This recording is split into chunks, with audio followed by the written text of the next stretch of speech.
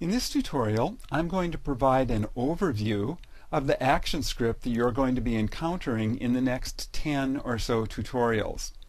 It's a lot of information, but everything that I introduce here will be coming back in the coming tutorials. So you should have plenty of time to get familiar and comfortable with it if you're not already.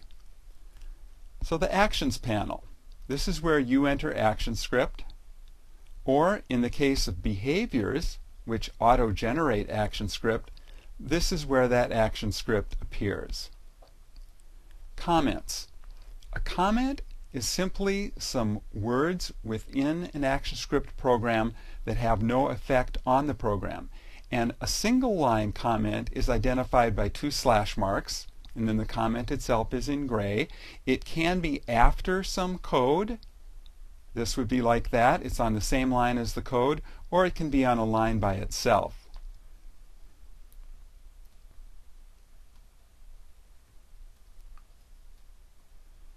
So here is a single line comment on a line by itself, another single line comment on a line by itself.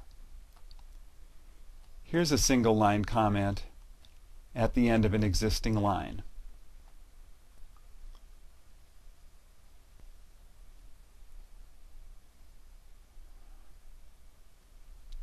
An ActionScript statement ends in a semicolon.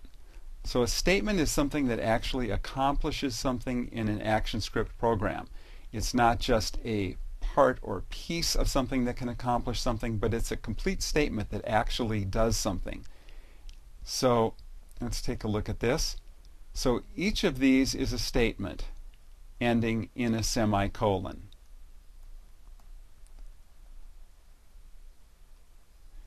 ActionScript 3.0 is an object-oriented programming language.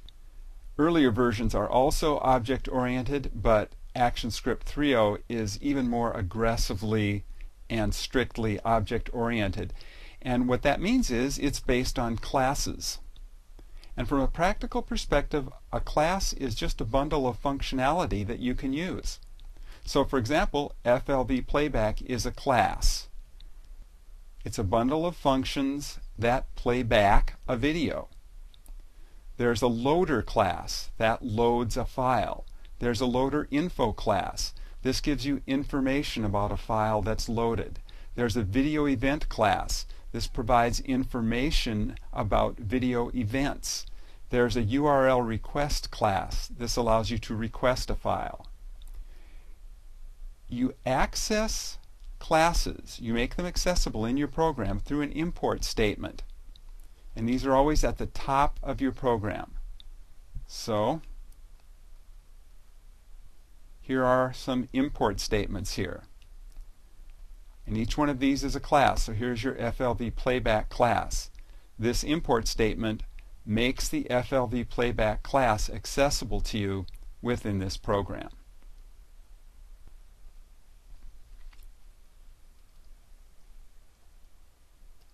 A class consists of events, properties, and methods. An event is basically a message.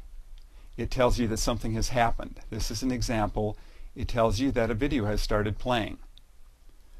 Properties, which are also called or embodied in variables, is a container for a data item. So for example, height is a property of the playback component class. This is just an instance name of a playback component, and it's saying the height is equal to 200. Methods are functions. This is a unit of code that performs a task. So for the loader class, the load method or the load function actually loads a file. The U here is an argument which is getting passed to this function to tell it what to load. And the dot notation basically says belongs to. So the load function belongs to this loader. This height belongs to this FLV Playback instance.